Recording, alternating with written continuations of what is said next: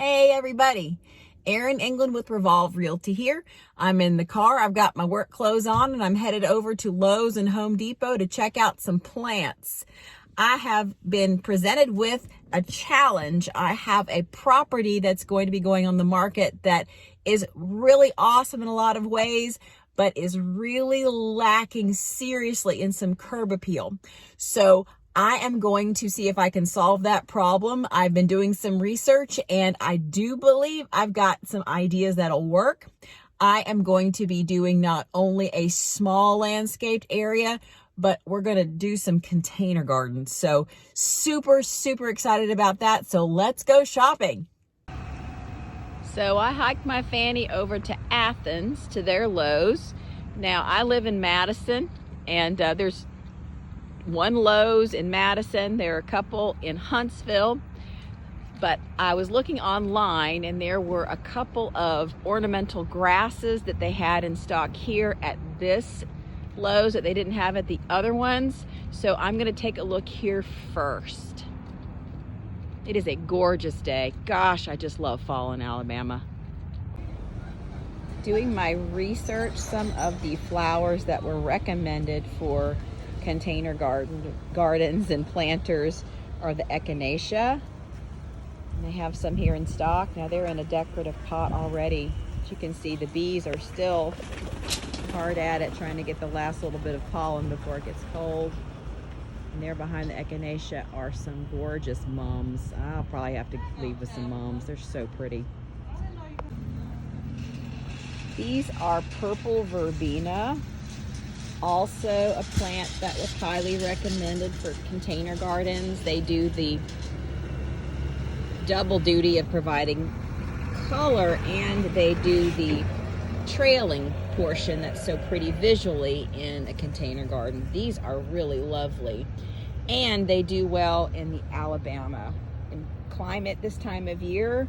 They do like to have full sun, so I've got to make sure that that spot where I would put them has full sun. I think it does. So this one might be a really good choice to pick up as well. The azalea is also a very popular flowering bush here in Alabama and really throughout the South. I've had some good luck with azaleas in the past. That might be a plant that I might consider putting in the landscaped area on the side of the house, maybe the front too. But they're pretty hardy. And of course, being a fan of the University of Alabama, those crimson blooms definitely have my attention. Roll Tide. I am definitely not the only person who has discovered how awesome planters are. Here are some that are actually pre-done at Lowe's. They like part sun, 3 to 6 hours. They're really pretty, but here's a good example. You've got the height here, color, and then you have the trailing part of the plant. So that's definitely the formula: height, color, and drop. This is an emerald green arbovita. This is one of my favorite landscaping plants. It's actually a tree, but it does a wonderful job of growing up and providing natural screening, and some people even use it for natural fencing. It grows really fast and spreads out really nicely. It has a lot of the same look as a cypress. We had an issue in North Alabama the past several years with a cypress blight, but the arbovitas seem to have been more resilient, so I definitely love the arbovita as a go-to. On the other side from those arbovita, we found some Leland cypresses. These are also a very pretty screen tree. Again, we did have an issue with cypress blight several years ago, but since I am considering putting these in a large planter, I'm definitely not as worried about a blight, since it would not be getting anything from the soil directly. It would only be getting the nutrients from the soil in the planter. So this one is definitely something I'm going to consider. It's got the height that I want. It's got the shape that I want for that space. So, definitely going to have to think on this one. Found the ornamental grass section. Gotta say, they definitely looked more impressive in the pictures online. I'm kind of getting a Cousin It from the Addams Family vibe from these.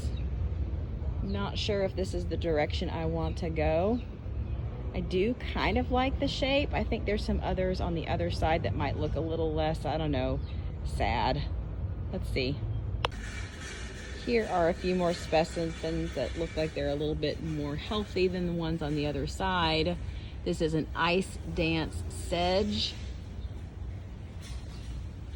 Partial sun. I do like that one better than the ones on the other side. It definitely looks healthier.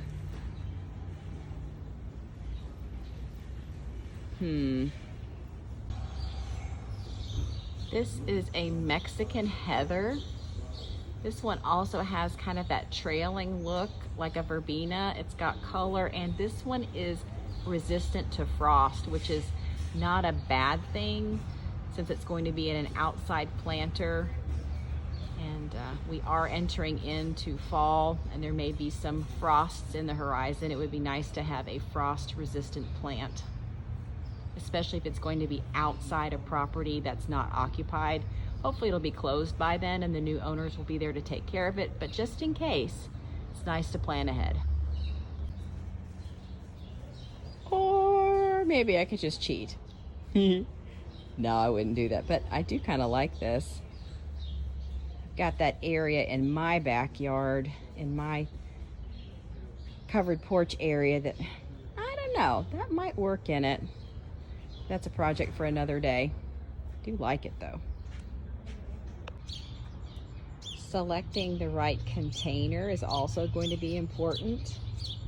I do like the Jack Daniel's barrels. You know, Jack Daniel's distillery is just over the line in Tennessee from here. It's another great thing about living here. You're really close to Nashville, to Atlanta, to Birmingham, to the Jack Daniel's distillery. All kinds of really cool places that you can visit here. Now those are gorgeous, but I think they might be a little bit too big diameter wise for the space that I'm going to be filling up. So I do like that shape. I do like the kind of finish of it, but I might need to see if I can find something a little bit smaller. Ooh, I spotted these on the way out. Gosh, they just make me think of a party. I hope I'm going to pronounce this right. It's a Calabrachoa plant. It is a fall plant in Alabama, which really excites me because it really looks more like summertime, but gosh, it's just gorgeous. That sprinkle of all the different colors in there just really is festive, eye-catching, and would definitely add some much needed curb appeal. I meandered over to the container section of Lowe's, and I was very pleased to see the selection that they have. Like the Grecian urn thing. I don't know if that would work for the space I'm going to be working with though. But I'm really excited about these. This style, it's really pretty. Gosh, that teal is gorgeous. And it's lightweight because I'm going to be planting these and creating these at my house, so I can keep an eye on them, make sure they stay watered until they're ready to be delivered to the listing. And if it's a big, heavy ceramic pot, I'm not going to be able to move it by myself. So lightweight is where it's at, and those are so pretty. Oh my goodness. Finished stop one at the Lowe's in Athens, and tell you what, while I was there, it started to get really hot, really warm, and I'm wearing a black t-shirt, so glistening a little bit. Southern women don't sweat, we glisten, remember that, and I am glistening a little bit. I did not buy anything just yet. I got to thinking about it. I started looking at pictures. The layout of the front of the house is a little bit different. There's definitely a spot on the right side of the garage, looking straight at the garage, where one of those cypress planters would be perfect. The height is there. But interestingly enough, there's not an actual space right in front of the left side of the garage. It goes into the front covered porch. So I'm gonna need to do some measuring. There's like a little square there where one of the planters will sit. And I wanna make sure that, number one, I don't get a planter where the bottom of it is gonna be too wide. And two, I wanna make sure that visually having those planters the same height but arranged where I think they're gonna go is gonna make you drive up and go, oh, not go, So I may be consulting my stager as well for her ideas. So we're gonna keep on shopping, we're gonna keep on looking, and I'm sure there's gonna be a part 2 and maybe a part 3 of this whole scenario. So stay tuned. Bye, y'all.